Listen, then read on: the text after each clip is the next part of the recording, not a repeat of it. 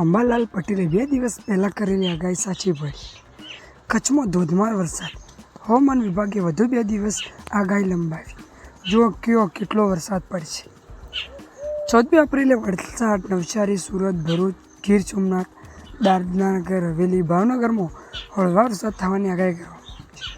રાજ્યના અમુક વિસ્તારોમાં હવામાનમાં એકાએક પલટો આવ્યો છે. હવામાન વિભાગે રાજ્યના કેટલાક વિસ્તારોમાં કમોસમી વરસાદ થવાની પણ આગાહી કરી છે. ત્યારે કચ્છ જિલ્લામાં વાતાવરણમાં અચાનક પલટો જોવા મળ્યો હતો.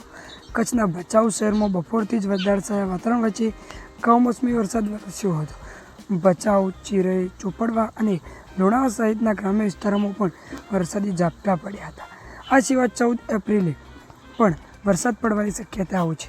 જ્યારે 14 એપ્રિલે વલસાડ, નવસારી, સુરત, ભરૂચ, ગીર સોમનાથ, દાદરાનગર હવેલી અને ભાવનગરમાં હળવો વરસાદ થવાની આગાહી કરવામાં આવી છે.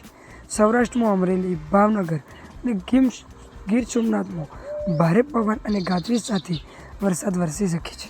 મહત્વપૂર્ણ છે કે રાજ્યમાં આગામી 2 દિવસ સુધી વાદળછાયું વાતાવરણ રહેતા તાપમાનનો પારો થોડો નીચો જવાની શક્યતા છે. 2 થી 3 ડિગ્રી જેટલું તાપમાન ઘટતો લોકોને ગરમીમાંથી રાહત મળશે.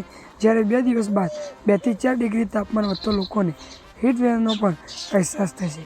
હાલમાં તાપમાનનો પારો વધતો ગરમીથી રાહત મેળવવા સક્કરટેટી અને તરબૂચનું વેચાણ પણ વધ્યું છે.